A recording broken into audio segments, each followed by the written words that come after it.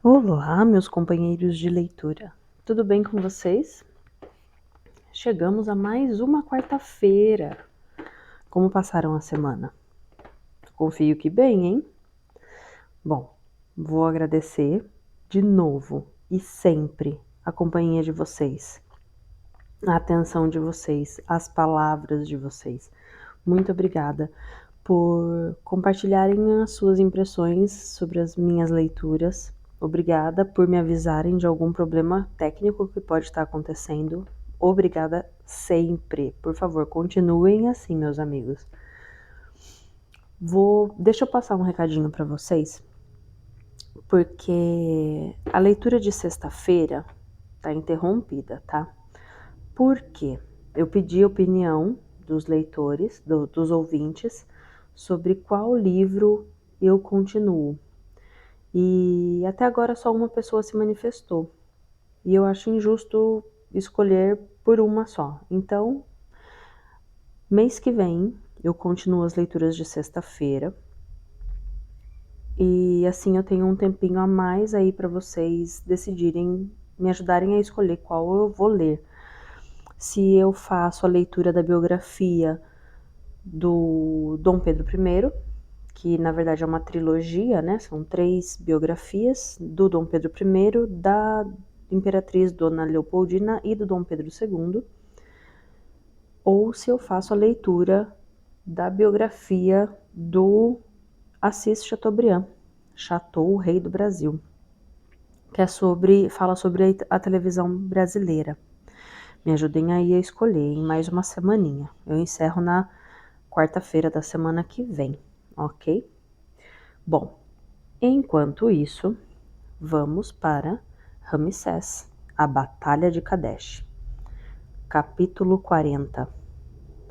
Depois de passar um dia cavalgando durante as manobras de cavalaria, Uritexup lavava-se com água fria. Cada vez mais intensivo, o treinamento estava dando bons resultados, mas ainda não satisfazia o filho do imperador.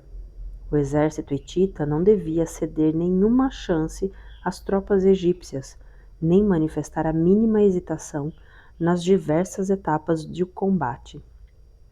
Enquanto secava ao vento, o seu ajudante de campo avisou-o de que um mercador, vindo de Ratusa, desejava falar com o general-chefe.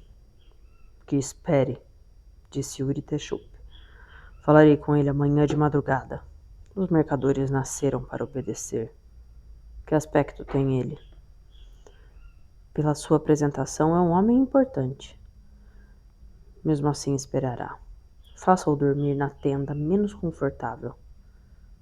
E se ele se queixar? Deixe-o gemer. Hattusil e a sua escolta haviam galopado em marcha acelerada. O irmão do imperador não se preocupava nem com a gripe nem com a febre, dominado apenas por uma obsessão: chegar ao quartel-general de Uritexup antes que o irreparável acontecesse. Quando o acampamento militar ficou à vista no meio da noite, parecia calmo. Hattusil apresentou-se aos guardas que lhe abriram a porta de madeira. Precedido pelo oficial encarregado de garantir a sua segurança, o irmão do imperador foi recebido na tenda de Uritexup. Este último mostrou-se de mau humor. Ver Hattusil não lhe dava qualquer prazer. Qual a razão dessa inesperada visita? A sua vida. O que significa isso? Foi tramada uma conspiração contra a sua pessoa. Querem matá-lo. Fala sério? Acabo de chegar de uma viagem esgotante. Tenho febre e não sinto senão o desejo de repousar. Você acha que eu teria galopado tão rapidamente se não fosse sério? Quem quer me matar? Conhece as minhas ligações com o clã dos mercadores. Durante a minha ausência, um dos seus representantes confessou a minha esposa que um louco havia decidido eliminá-lo para evitar a guerra contra o Egito e preservar os seus lucros. Qual é o seu nome? Não sei, mas fiz questão de vir lhe avisar sem demora. Você também gostaria de evitar essa guerra? Engana-se, Uritexup. Considero-a necessária. Graças à sua vitória continuará a expansão do nosso império. Se o imperador o nomeou para chefiar o exército, foi por causa da sua capacidade e habilidade como guerreiro e das suas qualidades como chefe. O discurso de Hattussil espantou Uritexup, mas sem dissipar a sua desconfiança. O irmão do imperador manejava a lisonja com uma arte incomparável. No entanto, não fora um mercador que lhe solicitara uma entrevista? Se Uritexup tivesse recebido imediatamente esse tal mercador, quem sabe já não estaria morto. Havia, porém, um meio simples de conhecer a verdade e verificar a sinceridade de Hattussil. O mercador passara a noite em claro, repetindo constante e mentalmente o gesto que ia realizar. Cravaria o punhal na garganta de Uritexup para impedi-lo de gritar. Sairia da tenda do general com ar calmo, como um homem de bem, e depois montaria no cavalo e sairia do campo no trote. Após forçar bastante o cavalo, saltaria para o dorso de outro, escondido em um pequeno bosque. O risco era grande, mas o mercador odiava Uritexup. Um ano antes, esse fanático da guerra provocara a morte dos seus 2 filhos numa manobra insensata, em que 20 jovens haviam morrido por esgotamento. Quando Puturrepa o inspirara neste plano, mostrara-se entusiasmado. Pouco lhe interessava a fortuna que a esposa de Hattussil lhe prometera. Mesmo que fosse preso e executado, teria vingado os filhos e matado um monstro. De madrugada, o ajudante de campo de Uritexup veio buscar o mercador, conduzindo-o à tenda do general em chefe. O executor tinha que controlar a emoção e começar a falar, com entusiasmo, dos amigos que desejavam depor o imperador e ajudar o filho a tomar o poder. O ajudante de campo revistou-o e não encontrou nenhuma arma. O punhal curto, de lâmina dupla, estava escondido no inofensivo gorro de lã que os mercadores costumavam usar durante a estação fria. Entre, o general o espera. De costas voltadas para o visitante, Uritexup estava inclinado sobre um mapa. Obrigado por me receber, general. Seja breve. O clã dos mercadores está dividido. Uns agarram-se à paz, outros não. Eu faço parte daqueles que desejam a conquista do Egito. Continue. A ocasião era excelente. Uritexup não se virara, ocupado em traçar pequenos círculos num mapa. O mercador tirou o gorro, agarrou no cabo do pequeno punhal e aproximou-se do militar, sempre falando.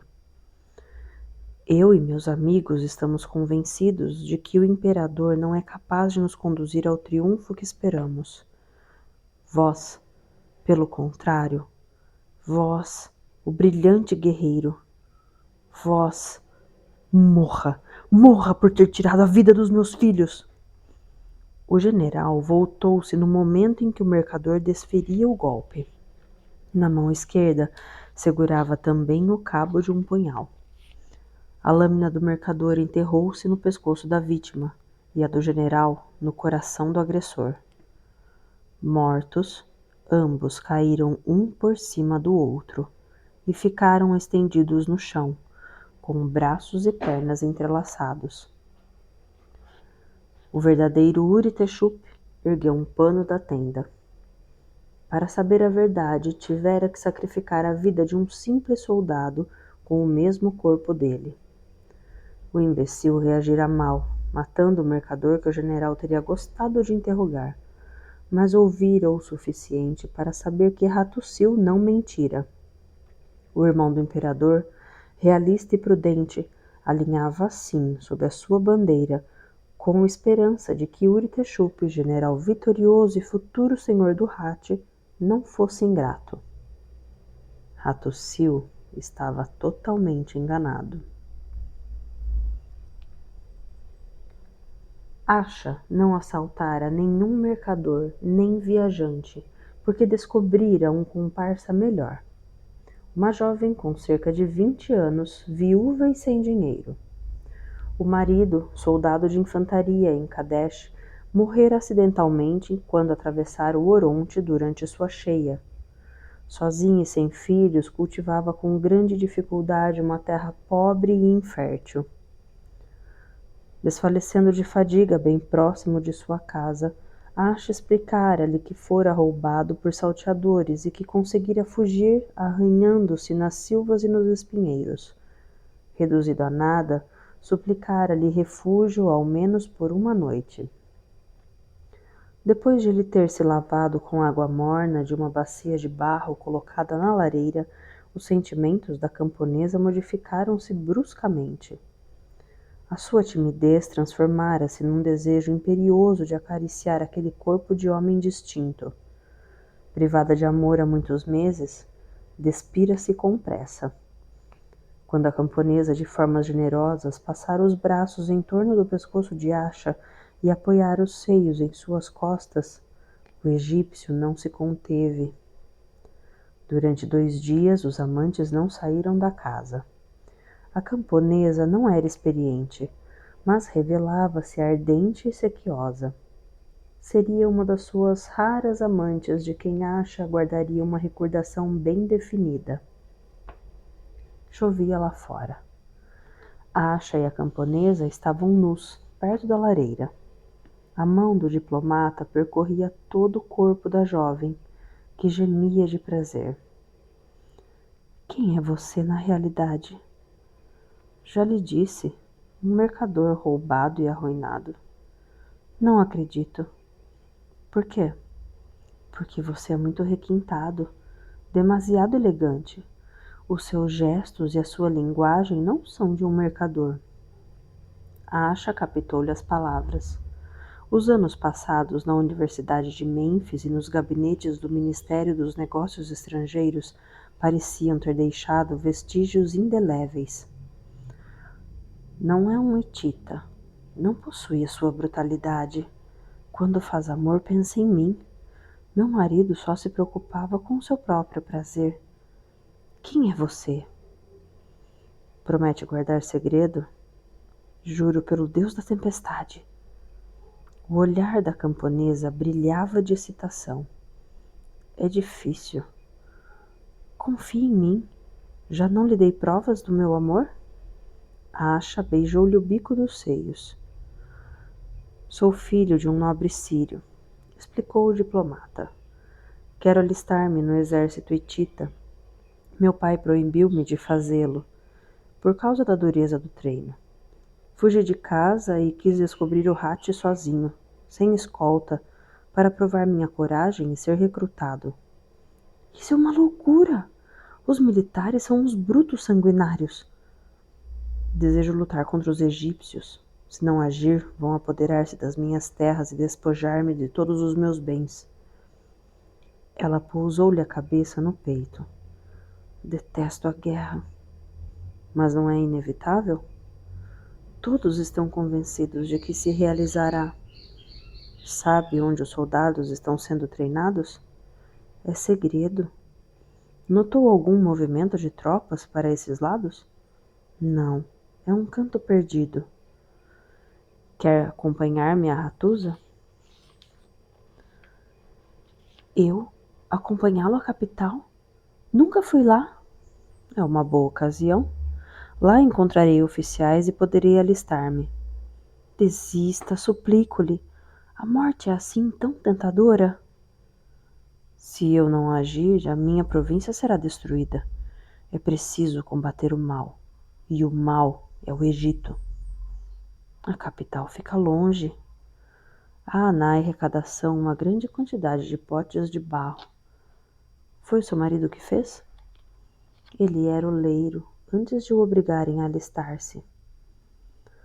Nós os venderemos e viveremos em Ratosa. Parece que é uma cidade inesquecível. As minhas terras... Estamos no inverno e a terra tem que repousar. Partiremos amanhã.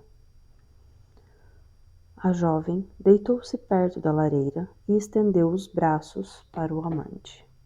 Fim do capítulo 40. Capítulo 41. A Casa da Vida de Heliópolis, a mais antiga do país, trabalhava em seu ritmo habitual. Os ritualistas verificavam os textos a serem utilizados durante a celebração dos mistérios de Osíris. Os magos do estado esforçavam-se para anular a má sorte e as forças perigosas. Os astrólogos aperfeiçoavam as suas previsões para os próximos meses, e os curandeiros preparavam poções.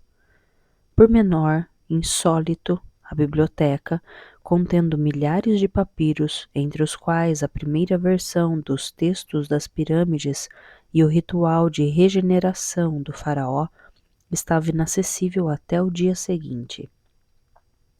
Em seu interior encontrava-se, porém, um leitor, Ramsés em pessoa.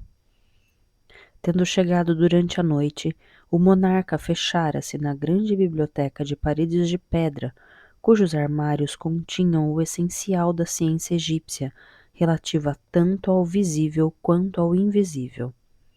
Ramsés sentira a necessidade de consultar os arquivos por causa do estado de saúde de Nefertari. A grande esposa real definhava. Nem o médico da corte, nem Setaou haviam descoberto a causa do mal. A rainha-mãe fizera um diagnóstico inquietante. Agressão das forças das trevas, contra as quais os remédios tradicionais da medicina seriam insuficientes.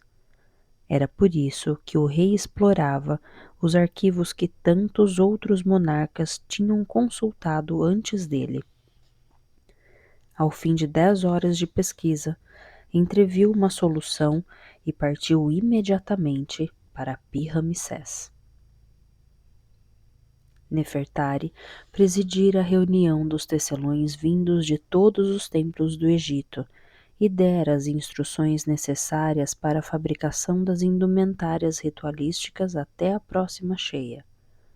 A rainha oferecera aos deuses tiras de tecido vermelho, branco, verde e azul, e em seguida saiu do templo apoiada em 2 sacerdotisas. Conseguiu subir na cadeira de carregadores que a levou de volta ao palácio. O doutor Pariamaco precipitou-se para a cabeceira da grande esposa real e obrigou-a a beber uma poção estimulante, sem grande esperança de conseguir diminuir a intensa fadiga que a cada dia dominava-a mais intensamente.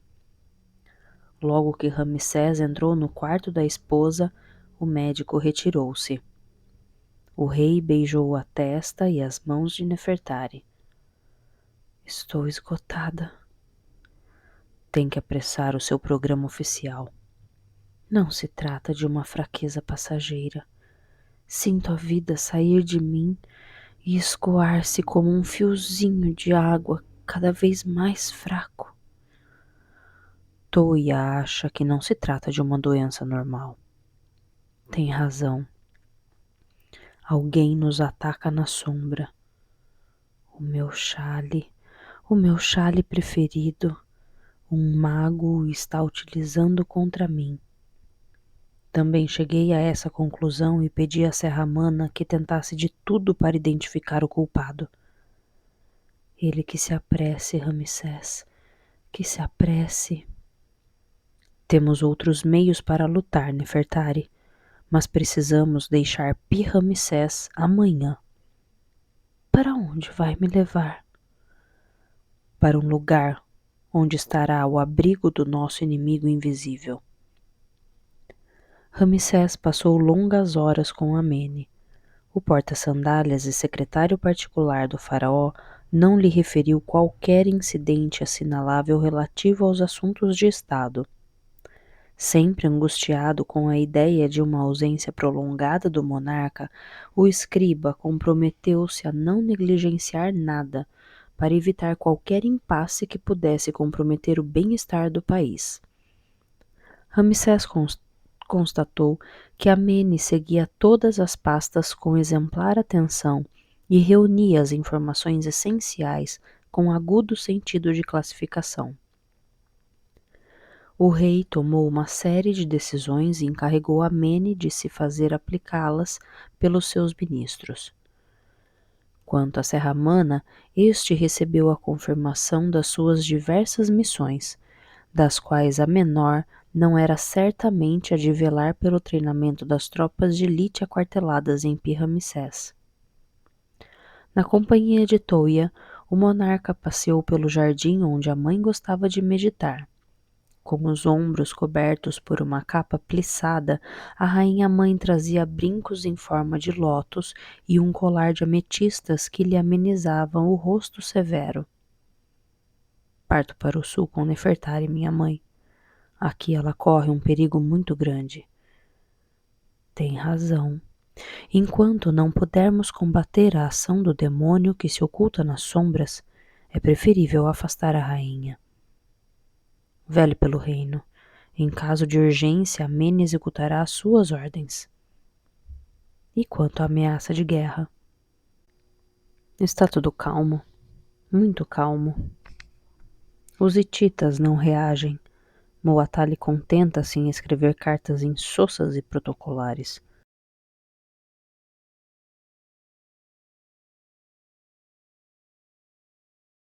De se apossar do poder, e nem todos os rancores estão extintos. Isso não é nada tranquilizador, considerou Ramsés. O que pode haver de mais eficaz senão uma guerra para apagar as discórdias e reestruturar a unidade? Nesse caso, os hititas preparam uma ofensiva de grande envergadura. Quem me dera estar enganado. Talvez Muwatalli esteja cansado de combates e de sangue derramado. Não reflita a maneira egípcia, meu filho. A felicidade, a serenidade e a paz não são valores hititas. Se o imperador não exaltar a conquista e a expansão, perderá o seu trono. Se o ataque for desencadeado na minha ausência, não espere pelo meu regresso para dar a ordem de partida ao exército para a campanha. O pequeno queixo quadrado de Toia endureceu. Nenhum hitita ultrapassará a fronteira do delta. O templo da deusa Mut, a mãe, abrigava 375 estátuas de Sekhmet, a deusa leoa, para celebrar todos os dias os rituais de apaziguamento da manhã, e 365 outras para os rituais da tarde. Era ali que os grandes médicos do reino vinham procurar os segredos da doença e da cura. Nefertari salmodiou o ritual que transformava a fúria assassina da leoa em poder criador. Da sua violência controlada nascia uma capacidade de controle dos elementos construtivos da vida. O colégio das 7 sacerdotisas de Sekhmet comungou com o espírito da rainha que, tornando-se oferenda, fazia brotar a luz nas trevas da capela onde imperava a temível deusa. A grande sacerdotisa derramou água sobre a cabeça da leoa, esculpida em diorito, pedra de grande dureza e brilhante. O líquido escorreu pelo corpo da deusa, e uma assistente o recolheu numa taça. Nefertari bebeu a água curativa, absorveu a magia de Sekhmet, cuja formidável energia a ajudaria na luta contra a fraqueza que se insinuara nas suas veias. Depois, a grande esposa real ficou a sós com a leoa de corpo de mulher durante um dia e uma noite, mergulhada no silêncio das trevas.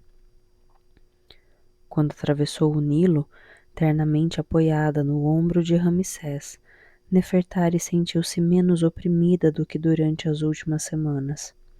Do amor do rei nascia uma outra magia, tão eficaz como a da deusa. Um carro levou-os ao sublime dos sublimes, o templo de terraços apoiado numa falésia, obra da rainha faraó Hatshepsut. Era precedido por um jardim, no qual os mais belos exemplares eram árvores de incenso, importadas da região de Punt. Ali reinava a deusa Hathor, soberana das estrelas, da beleza e do amor. Não seria a transmutação de Sekhmet? Um dos blocos do templo era um centro de convalescença, onde os doentes tomavam vários banhos por dia e por vezes faziam uma cura de sono. Nas bases das tinas de água morna, textos e hieróglifos afastavam as doenças. É indispensável um período de repouso, Nefertari. Os meus deveres de rainha. O seu primeiro dever é sobreviver, para que o casal real permaneça a pedra angular do Egito. Aqueles que querem nos abater tentam separar-nos para enfraquecer o país. O jardim do templo de Der el-Bahari parecia pertencer a um outro mundo. As folhagens das árvores de incenso brilhavam sob o suave sol de inverno. Uma rede de canalizações enterradas a pouca profundidade garantia uma irrigação constante, regulada em função do calor. Nefertari teve a sensação de que seu amor por Ramsés aumentava ainda mais, que se expandia como um céu sem limites. O olhar do rei provou-lhe então que ele era parte desse deslumbramento. Mas a felicidade era frágil, tão frágil. Não sacrifique o Egito por mim, Ramsés. Se eu desaparecer, tome Sete a Bela como grande esposa real. Você está viva, Nefertari, e é a você que eu amo. Jure-me, Ramsés, jure-me que apenas o Egito ditará a sua conduta. Foi a ele que dedicou a sua existência, não a um ser humano, seja ele quem for. Do seu empenho depende a vida de um povo e mais ainda da civilização fundada por nossos antepassados. Sem ela, o que se tornaria o mundo? Ficaria entregue às hordas bárbaras, ao reino do lucro e da injustiça. Amo-o com todas as minhas forças e o meu último pensamento será este amor. Mas não tenho o direito de prendê-lo, porque você é o faraó. Sentaram-se num banco de pedra e Ramsés apertou-a de encontro ao peito. Você é aquela que vê Horus e Set em um mesmo ser, lembrou-lhe ele, utilizando a fórmula ritual que se aplicava à rainha desde a primeira dinastia. É pelo seu olhar que o faraó existe, pois ele é o receptáculo da luz que o espalha sobre as duas terras unificadas. Todos os reinados dos meus predecessores se alimentaram da regra de Maat, mas nenhum foi semelhante ao outro, porque os humanos inventam constantemente novos caprichos. O seu olhar é único, Nefertari. O Egito e o faraó têm necessidade dele. Em plena provação, Nefertari descobria um novo amor. Consultando os arquivos da Casa da Vida de Heliópolis, descobri formas de combater e manobrar o agressor invisível. Pela duplação de Sekhmet e de Hathor, e graças ao repouso que terá neste templo, a sua energia não continuará a diminuir. Mas não é o suficiente. Vai regressar a Pi-Ramsés? Não, Nefertari. Existe um remédio, talvez decisivo, para curar você. E qual é? Segundo os arquivos, é uma pedra da Núbia colocada sob a proteção da deusa Hathor, num local perdido e esquecido há séculos. Sabe onde fica? Hei de encontrá-lo. A sua viagem pode ser longa. Graças à força da corrente, o regresso será rápido. Se tiver a sorte de encontrar logo o local, a minha ausência será breve. Os hititas, a minha mãe governará. Em caso de ataque, ela a prevenirá imediatamente e as duas agirão em conjunto. Abraçaram-se longamente sob a folhagem das árvores de incenso. A sua vontade era de retê-lo, passar o resto dos dias com ele na serenidade do templo. Mas Ela era a grande esposa real, e ele, o faraó do Egito. Fim do capítulo 41. Capítulo 42. Lita dirigiu um olhar suplicante ao mago Ofir. É preciso, minha filha. Não, pois me causa muitas dores. É a prova de que o feitiço é eficaz. Devemos continuar. A minha pele.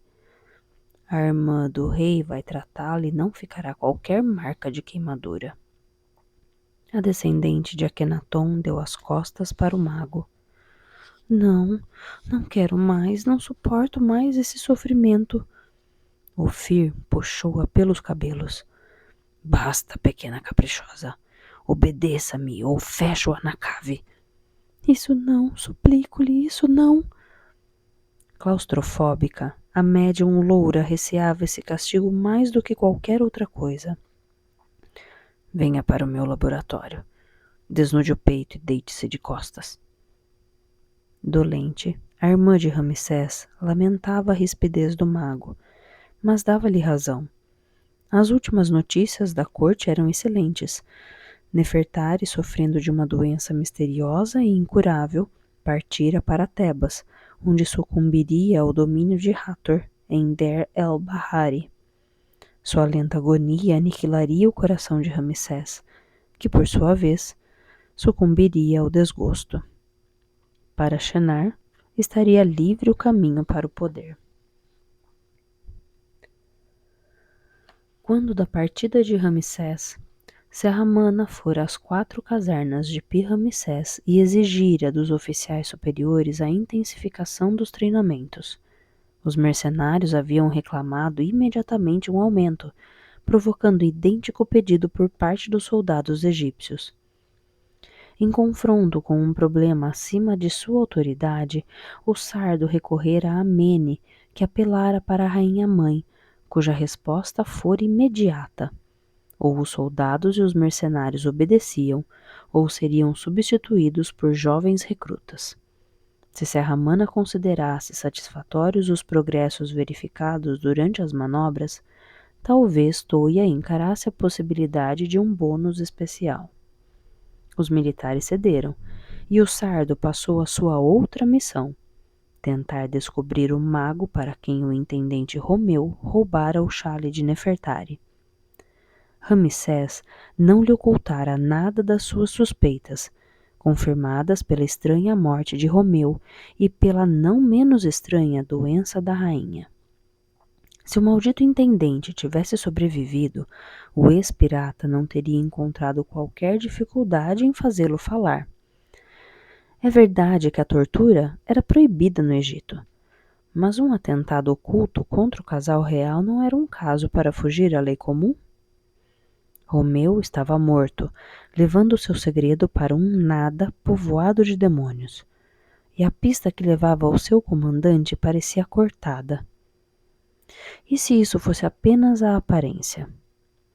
Romeu era expansivo e falador, e talvez tivesse utilizado os serviços de um cúmplice, ou de uma cúmplice. Interrogar os mais próximos, assim como o seu pessoal, poderia dar resultado, desde que as perguntas fossem feitas com uma certa força de convicção. Serramana precipitou-se para o gabinete de Amene. Convenceria o escriba a concordar com a sua estratégia. Toda a criadagem do palácio foi convocada para a caserna do norte. Roupeiras, camareiras, maquiadoras, cabeleireiras, cozinheiros, varredores e outros serviçais foram reunidos numa sala de armas guardadas por arqueiros de Serramana. Quando o sardo apareceu, com capacete e couraça, os corações apertaram-se. Acabam de ser cometidos novos roubos no palácio, revelou. Sabemos que o autor é cúmplice do intendente Romeu, o ser vil e desprezível que o céu castigou. Vou interrogá-los um a um. Se não conseguir apurar a verdade, serão todos deportados para o oásis de Kargué, e lá o culpado falará. Serramana tinha gasto muita energia para convencer Amene a deixá-lo proferir uma mentira e ameaças desprovidas de fundamento legal.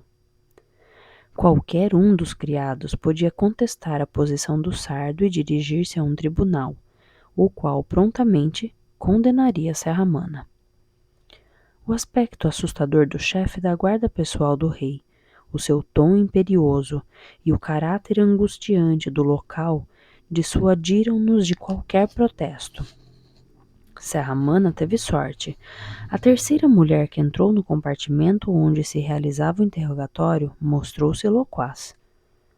O meu trabalho consiste em substituir as flores murchas por ramos recém-cortados.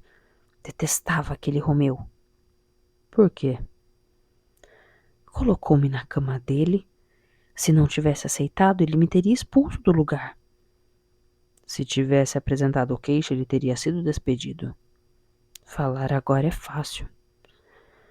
Além disso, Romeu me prometera uma pequena fortuna se eu casasse com ele. Como iria ele enriquecer? Não queria falar muito disso, mas na cama consegui fazê-lo contar alguma coisa. O que ele confessou? Que iria vender a preço de ouro um objeto raro. Onde tencionava arranjá-lo? Iria consegui-lo graças a uma empregada, uma roupeira substituta. E que objeto era esse? Não sei, mas sei que o gordo Romeu nunca me ofereceu nada, nem sequer um amuleto. E então, receberei uma recompensa por ter te contado tudo isso? Uma roupeira substituta. Serramana correu para falar com Amene, que mandou buscar o quadro de serviço correspondente à semana na qual o chale da rainha havia sido roubado. Com efeito, uma tal Nani havia realizado uma substituição como roupeira, sob a responsabilidade de uma das criadas da rainha. Esta descreveu-a e confirmou que poderia ter tido acesso aos apartamentos particulares de Sua Majestade, participando assim do roubo do chale. A criada indicou a direção que Nani lhe dera quando fora contratada. Interrogue-a, disse Amene a Serramana, mas sem brutalidade e respeitando a lei. É essa a minha intenção, afirmou o sardo muito sério. Uma velha cochilava no limiar de sua porta, no bairro leste da capital. Serramana tocou-lhe docemente no ombro. Acorde, vozinha. Ela abriu um olho e, com a mão calejada, enxotou uma mosca. Quem é você? Serramana, o chefe da guarda pessoal de Ramsés. Já ouvi falar em seu nome. Você não era um antigo pirata? Ninguém muda totalmente, a vozinha. Continuo tão cruel como antes, sobretudo quando me mentem.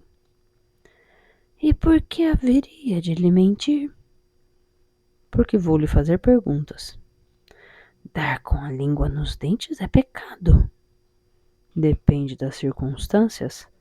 Hoje, falar é uma obrigação. Siga o seu caminho, pirata. Na minha idade, já não se tem obrigações. É a avó de Nani? Por que haveria de ser? Porque ela vive aqui? Ela foi embora.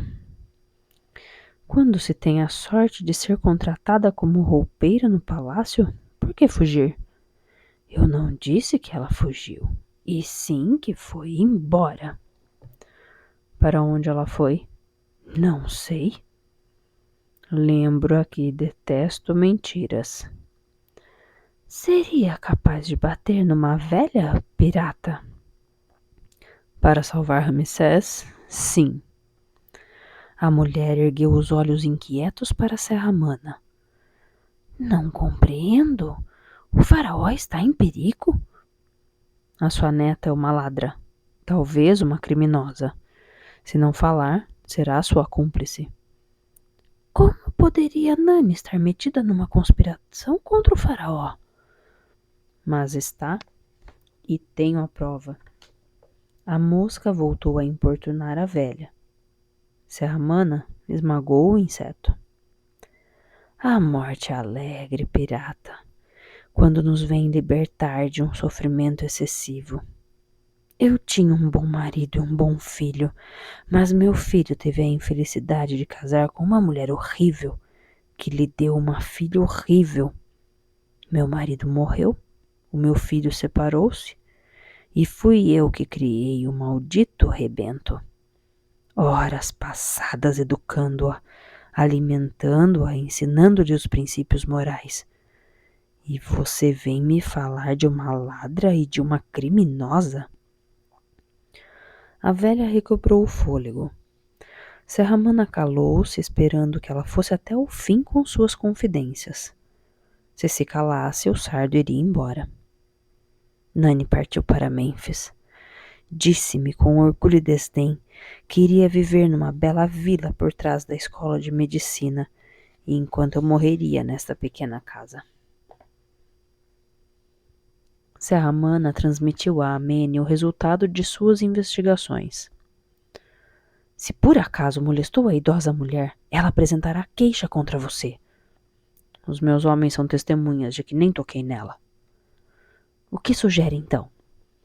Deu-me uma descrição exata de Nani, que corresponde à da criada da rainha.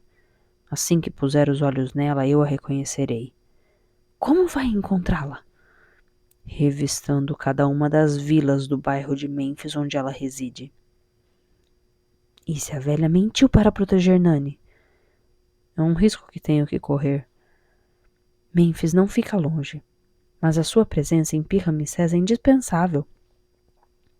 Você próprio reconhece, Amene. Mênfis não fica longe. Suponha que eu coloque a mão nessa Nani e ela me conduza ao mago. Não acha que Ramsés ficaria satisfeito? Satisfeito seria pouco para ele. Então autorize-me a agir. Fim do capítulo 42.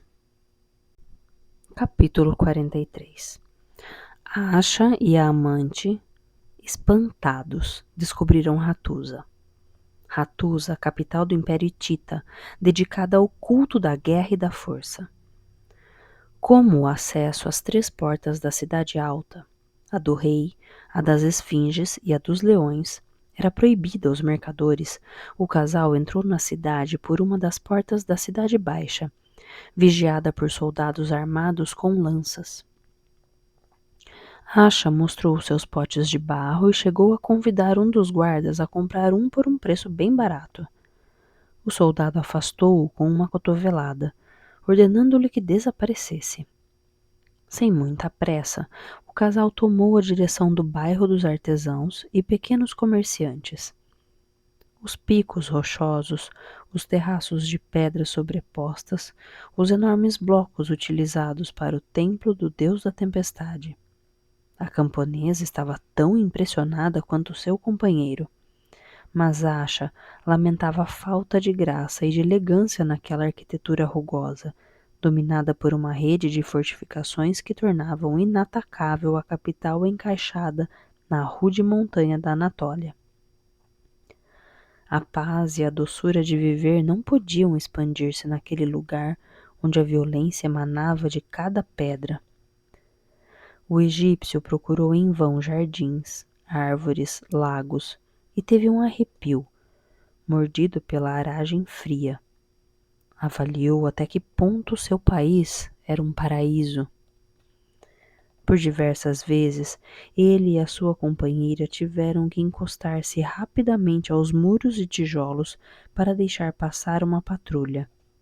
Quem não se afastasse a tempo, mulher, velho ou criança, era empurrado, às vezes até mesmo derrubado, pelas companhias de soldados de infantaria que se deslocavam em passo acelerado.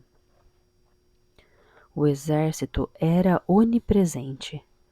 Em cada canto de rua havia soldados de sentinela.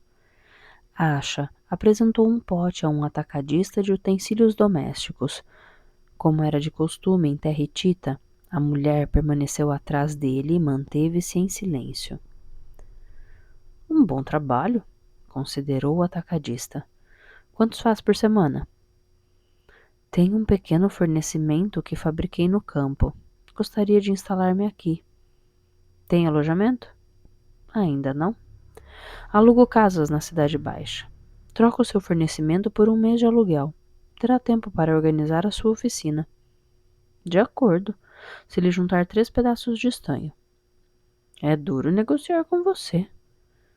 Tenho de comprar alimentos. Contrato fechado. Asha e a amante alojaram-se numa pequena casa úmida e mal arejada, com chão de terra batida. Preferia minha casa, confessou a camponesa. Pelo menos tínhamos com o que nos aquecer. Não ficaremos aqui por muito tempo. Pegue um bocado de estanho e vá comprar cobertores e alguma coisa para comer. E você aonde vai? Não se preocupe, voltarei à noite. Graças ao seu conhecimento perfeito do Hitita, Asha pôde dialogar com os mercadores, que lhe indicaram uma taberna de boa reputação junto de uma torre de vigia. Cheio de fuligem dos lampiões a óleo, o estabelecimento acolhia mercadores e artesãos. Asha entabulou conversa com 2 homens barbudos e tagarelas que vendiam acessórios para os carros de batalha. Eram marceneiros, mas tinham abandonado a fabricação de cadeiras para se dedicarem àquela atividade muito mais lucrativa. Que cidade estupenda! Elogiou Asha. Não a imaginava tão grandiosa. É a sua primeira visita, amigo? Sim, mas tenciono abrir uma oficina. Então trabalhe para o exército. Caso contrário, comerá mal e só beberá água. Alguns colegas me disseram que a guerra se aproxima. Os marceneiros desataram a rir. Então é o último a ser informado. Em Hattusa, isso não é segredo para ninguém. Desde que Uritexupi, o filho do imperador, foi nomeado general-chefe, as manobras não param. E disse que as nossas tropas de assalto não dão quartel. Desta vez o Egito está perdido. Tanto melhor. Isso é discutível, pelo menos por parte dos mercadores. Hattussil, o irmão do imperador, nunca foi partidário de um conflito, mas acabou deixando-se convencer e deu seu apoio a Uritexupi. Para nós é só lucro, e já começamos a fazer fortuna. Ao ritmo da produção atual, o Hatti vai triplicar o número dos seus carros de batalha. Em breve haverá mais carros do que homens para conduzirem. Asha esvaziou seu copo cheio de um vinho espesso e fingiu-se de embriagado. Viva a guerra! O Hatti engolirá o Egito com uma só dentada, e nós haveremos de festejar. Ainda vai ter que esperar um pouco, amigo, porque o imperador não parece ter pressa em desencadear a ofensiva. O que está esperando? Não estamos no segredo do palácio. Pergunte ao capitão Kenzor. Os 2 marceneiros riram com sua própria piada. Quem é Kenzor? O oficial de ligação entre o general-chefe e o imperador. E, sobretudo, um mulherengo, pode crer. Quando está em Hattusa, as moças bonitas andam todas aéreas. É o oficial mais popular do país. Viva a guerra! E um viva as mulheres! A conversa declinou para os encantos femininos e os bordéis da cidade. Os marceneiros consideraram Asha simpático e pagaram-lhe a despesa. Asha mudava de taberna todas as tardes. Estabeleceu inúmeros contatos, abordando temas frívolos, e lançou por vezes na conversa o nome do capitão Kenzor. Finalmente, conseguiu uma informação preciosa. O oficial de ligação acabava de chegar a Hattusa. Interrogar esse oficial superior o faria ganhar muito tempo. Precisava localizá-lo, descobrir um meio de abordá-lo e fazer-lhe uma proposta que não pudesse recusar. Impunha-se ter uma ideia. Asha voltou para casa com um vestido, um manto e sandálias. A camponesa ficou maravilhada. São para mim? A outra mulher na minha vida? Deve ter sido caro. Negociei. Quis trocar os trajes. Não, ainda não. Mas então, quando? Uma noite dessas, que será especial e durante a qual poderei admirá-la à vontade. Dê-me tempo para prepará-la. Como quiser. A jovem saltou-lhe ao pescoço e beijou-o apaixonadamente. Sabe que nua, você também é muito bonita? À medida que o barco real avançava para o sul, Setaou parecia rejuvenescer. Puxando Lótus de encontro a si, redescobria maravilhado as paisagens da Núbia banhadas por uma luz tão pura que fazia o Nilo parecer um rio celeste, em seu azul brilhante. Setaou talhar com sua machadinha um pedaço de pau com ponta bifurcada para capturar algumas cobras cujo veneno guardaria num frasquinho de cobre. Com os seios nus, vestida apenas com um curto saiote esvoaçante ao vento, a bela Lótus deliciava-se com o ar perfumado de sua terra natal. Era o próprio Ramsés que conduzia o barco. A tripulação, experiente, manobrava com rapidez e precisão. À hora das refeições, o capitão substituía o rei. Na cabine central, Ramsés, Setaou e Lótus almoçaram carne de vaca, salada bem temperada e raízes de papiros açucaradas misturadas com cebolas doces. É um verdadeiro amigo, majestade, reconheceu Setaou. Trazer-nos consigo é um presente maravilhoso. Tinha necessidade dos seus talentos e dos de Lótus. Embora vivamos isolados no nosso laboratório do palácio, chegam aos nossos ouvidos rumores desagradáveis. A guerra aproxima-se realmente? Receio que sim. Não é perigoso deixar Ramsés nesses tempos conturbados? A minha prioridade é salvar Nefertari. Não fui melhor do que o Dr. Pariamaco, lamentou Setaou. A Núbia detém um remédio miraculoso, não é verdade? Perguntou Lótus.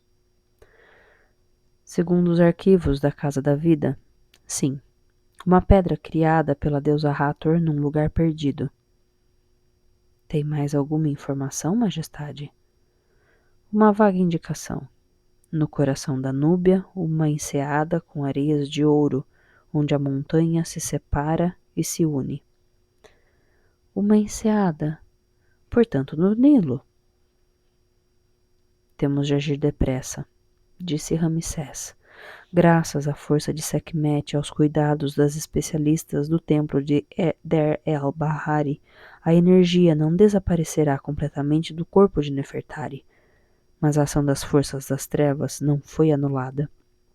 A nossa esperança reside nessa pedra. Lótus ficou com o olhar perdido na distância. Este país ama Vossa Majestade como também Vossa Majestade o ama. Fale com ele, e ele lhe falará, majestade. Um pelicano sobrevoou o barco real. Não era o magnífico pássaro de asas grandes uma das encarnações de Osíris, o vencedor da morte? Fim do capítulo 43. Ai. Premonições, sinais. Esse bloco de capítulos foi legal, hein, gente? Eu gostei. O que vocês acharam? Me contem aí nos comentários, que eu quero ler tudo. Muito obrigada por vocês estarem aqui me acompanhando até agora. Um grande beijo para vocês. Deixa o seu like, deixa o seu comentário. Vamos conversar sobre Ramsés. Vamos conversar sobre as ideias de Asha.